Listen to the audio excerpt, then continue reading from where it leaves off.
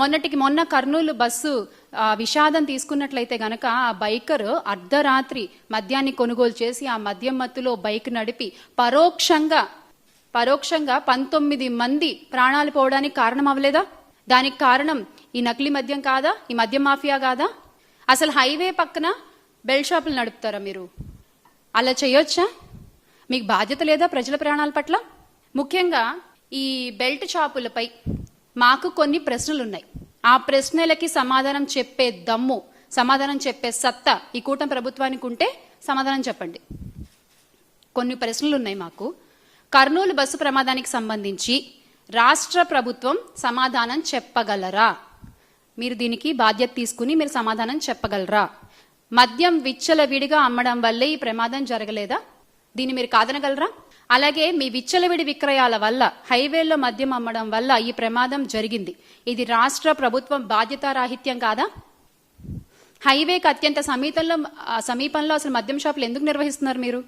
అది తప్పని మీకు తెలీదా? రాత్రి 7 గంటలకు 8 గంటల 45 నిమిషాలకు శివశంకర్ అనే వ్యక్తి లిక్కర్ తాగారని మీరు చెప్తున్నారు. ఆ సమయంలో తాగితే తెల్లవారుజామున 3 గంటలకు బస్సు ప్రమాదం జరిగింది.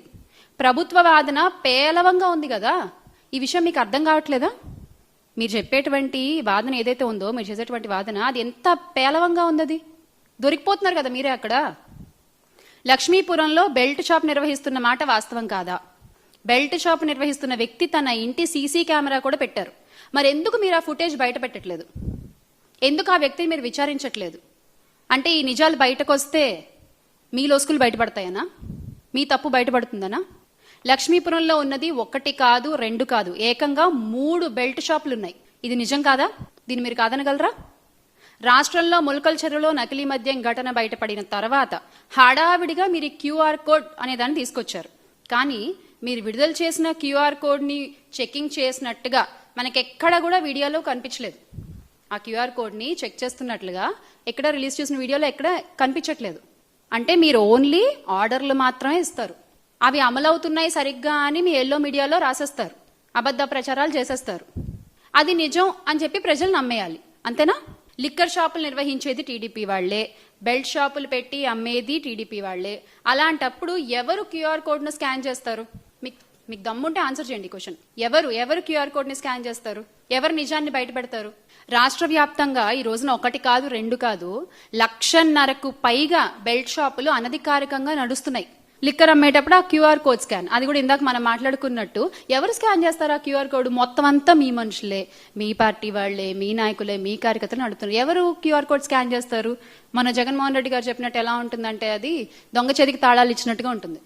కల్తీ మద్యం విచ్చలవిడిగా తయారవుతోంది అనే అంశం కళ్ళకి ఖచ్చితంగా మనకు కనిపిస్తోంది. ఫ్యాక్టరీలతో సహా వీళ్ళు పెట్టుబడుల్లో, ఆదాయాల్లో వీళ్ళు మనస్పర్ధలు వచ్చిన చోట అవి బయటపడుతున్న విషయం కూడా అందరికీ కనిపిస్తోంది. డిస్ట్రిబ్యూషన్ నెట్వర్క్ కనిపిస్తోంది, అమ్ముతున్నది కనిపిస్తోంది. అయినా వీళ్ళకి ఏ మాత్రం స్పృహ కూడా లేదు. ఎవ్వరు నోరు తెచ్చి మాట్లాడరు దాని గురించి. మొన్న ఇష్యూ కూడా అంటే మా బాధ ఏంటంటే ఎక్కడో అక్కడ, అంటే ఇప్పుడు మొన్న అంతమంది ప్రాణాలు పోయాయి కదా, ఆ బైకర్ కూడా ప్రాణాలు కోల్పోయాడు కదా. 2 వ్యక్తులు ట్రావెల్ చేస్తుంటే శివశంకర్ అనే వ్యక్తి ఇదయ్యాడు, ఇంకో మనిషి ప్రాణాలు కోల్పోయాడు కదా. ఆ మద్యం కనుక అవైలబుల్గా లేకపోయి ఉంటే, ఆ టైంకి అక్కడ ఆ మద్యం కొనుగోలు చేయకుండా అతను మామూలుగా వెళ్ళుంటే అతను బతికేవాడు, ఆ 19 మంది ప్రయాణికులు బతికేవాడు. ఈ రోజున ఒక మాంసపు ముద్దల్లా ఉన్న ప్రయాణికులని ఒక డిఎన్ఏ టెస్టుల ద్వారా ఎవరిది ఏంటి అని చెప్పి వాళ్ళ కుటుంబ సభ్యులకి అప్పగిస్తున్నటువంటి పరిస్థితి. ఇంత విషాదకర ఘటన అవసరమా రాష్ట్రంలో మనకి? ఒక తల్లి తన బిడ్డ కాలిపోకూడదని చెప్పి ఇలా పట్టుకుని తను దహనం అయిపోతూ ఆ బిడ్డను కాపాడే ప్రయత్నం చేసిన హృదయ వికారమైనటువంటి ఆ సంఘటన చూడాల్సిన కర్మ ఏంటి మనకి? దేనికి లింకప్ అయి ఉంది ఇదంతా? మద్యం మాఫియా కాదా? ఏ ఊర్లో చూసినా మద్యం షాపులు, బెల్ట్ షాపులు విచ్చలవిడిగా కనిపిస్తున్నాయి. గుడి లేదు, బడి లేదు, స్కూల్ లేదు.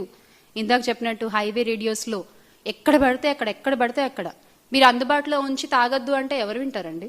ఎవరు వింటారు? అందరికీ నమస్కారం.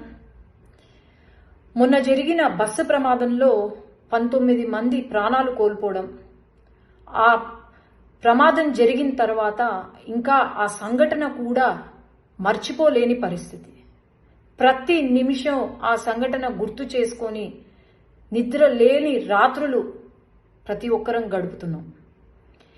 ప్రపంచం మొత్తము, దేశం మొత్తం కూడా ఇంకా బాధలో ఉంటే అప్పుడే ఎప్పుడులానే మరి సాక్షి న్యూస్ పేపర్, సాక్షి న్యూస్ వాళ్ళు శవ రాజకీయాలు, రాబందుల మాదిరే వాలి శవ రాజకీయాలు చేయడము మొదలుపెట్టారు. ఈరోజు న్యూస్ పేపర్లో ఏమని వచ్చింది, ఎవరైతే బైక్ నడుపుతున్నారో వాళ్ళు బెల్ట్ షాపుల్లో కల్తీ మందుని తాగారు, అందువల్లే ప్రమాదం జరిగింది అని చెప్పి ఈరోజు సత్యమేవ జయతే అని క్యాప్షన్ పెట్టుకున్న సాక్షి అసత్యం మాటలు పలుకుతుంటే సిగ్గుపడాలి.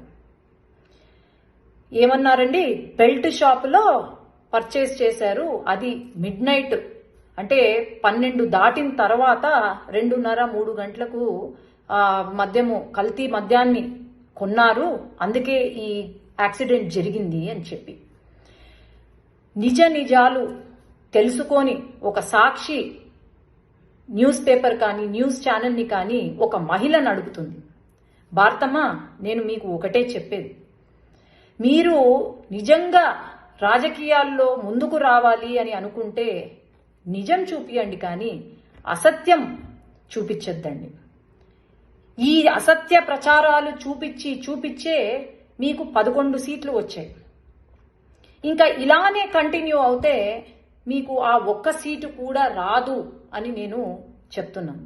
ఎందుకంటే ఇన్వెస్టిగేషన్ రిపోర్ట్స్లో తేలింది ఏంటి, వాళ్ళు ఎవరైతే ఉన్నారో, బైక్లో వచ్చిన పిల్లలు ఎవరైతే ఉన్నారో వాళ్ళు పర్చేస్ చేసింది, మందు కొనుగోలు చేసింది ఒక లైసెన్స్డ్ వైన్ షాప్లో, పెద్ద టేకూరు దగ్గర రేణుకా ఎల్లమ్మ వైన్ షాప్ అని లైసెన్స్డ్ వైన్ షాప్. మీడియా మిత్రులకు ఈ వీడియో రిలీజ్ చేయాలి, ఎందుకంటే ఇక్కడ చాలా క్లియర్గా పర్చేస్ చేసిన టైం ఏదైతే ఉందో అది ఫస్ట్ 2 సార్లు కొన్నారు. ఫస్ట్ టైం పర్చేస్ చేసింది 7 గంటలకు, ఆ తర్వాత పర్చేస్ చేసింది కొనింది 8:30కు. మీకు చాలా క్లారిటీగా ఒక లైసెన్స్డ్ వైన్ షాపులో కొన్నాం. మరి ఎందుకండి ఎవరిని నమ్మించడానికని చెప్పి ఇంకా బాధలో కూడా ఇంకా మర్చిపోలేకుండా ఉండక ముందే మీరు శవ రాజకీయాలు చేసుకుంటూ తప్పుడు సమాచారాలు ఇచ్చుకుంటూ ఉంటే నిజంగా జగన్ గారు కానీ జగన్ కుటుంబం కానీ ప్రతి ఒక్కరూ సిగ్గుపడాలి ఈరోజు. ఎందుకంటే మీరు అంత మొత్తం ప్రపంచం మొత్తం దేశం మొత్తం ఇంకా మర్చిపోలేకుండా బాధపడుతూ ఉంటే మీరు ఇలాంటి రాజకీయాలు చేస్తున్నారంటే మరి మీరు ఎంత ఎంత ఎంత స్థితికి దిగజారిపోయారు అని నేను అడుగుతున్నాను మిమ్మల్ని. వాస్తవాలు చూపించండి, అంతేకాని ఇలా మీరు తప్పుదోవ పట్టించేలాగా విలువలు లేని రాజకీయాలు చేస్తే మాత్రము ఎవ్వరూ కూడా ఊరుకోరు అని నేను తెలియజేస్తున్నాను.